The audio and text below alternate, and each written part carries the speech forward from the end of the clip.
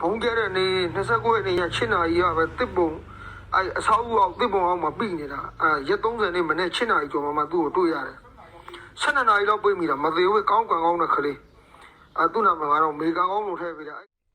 ငပလီကန်းရှေလင်းသာအုပ်စုကျင်းကန်ကြီးရက်ွက်ဘုံကျဲခံရမှုဖြစ်စဉ်မှာအသက်ရှင်ကြံသူတွေဟာမိလောင်ဒဏ်ရာကိုခံစားနေရပြီးတော့ဒဏ်ရာတွေပြင်းထန်နေတယ်လို့သိရပါတယ်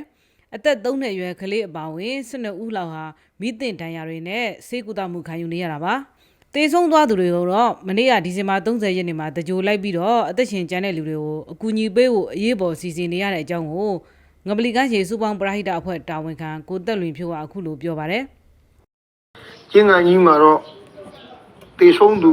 9ယောက်ဒဏ်ရာရသူ12ယောက်လက်တလောကတော့အဲ့ဒီနေ့ကပဲဒီကဆဲတွေလုပ်တော့ပေါ့မနေ့ကတော့တေဆုံးတဲ့ရုပ်လောင်းတွေကိုရဟန်းတန်ကပြင်ပြီးတော့ကောင်းမွန်စွာ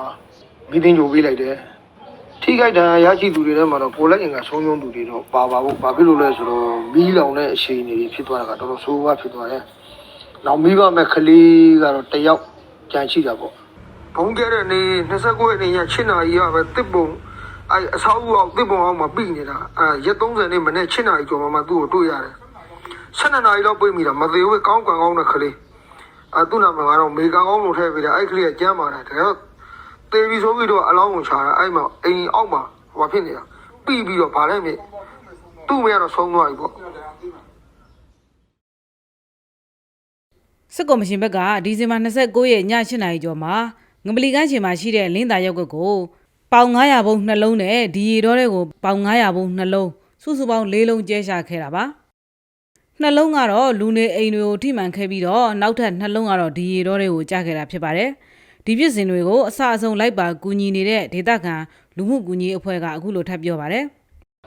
ထိခိုက်ဒဏ်ရာရတဲ့အပြစ်မဲ့ရသားပြည်သူတွေကိုကူညီပေးဖို့အဓိကကတော့ကျွန်တော်ဆေးကူသားစီနေစရာအိမ်ပစ္စည်းသွားတဲ့သူတွေအတွက်ယာယီနေထိုင်မှုအဆောက်အဦတွေရက်ွက်မှာနေပြီးတော့လက်ရှိ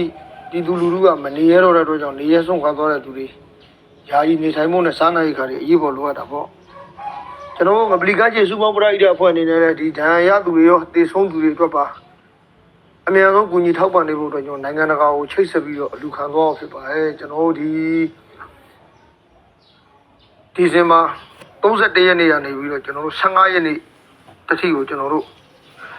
နိုင်ငံတကာနဲ့ကျွန်တော်တို့ပြည်တွင်းပြည်ပအလူရှင်တွေအားကိုးပြီးတော့ကျွန်တော်ရရှိတဲ့အလူငွေအားလုံးကိုထိခိုက်ဒဏ်ရာရသူတွေရဲ့အရေးပေါ်ဆေးကုသမှုခံယူနေရတဲ့လူတွေရဲ့နောက်လက်တလောနေပြီးတော့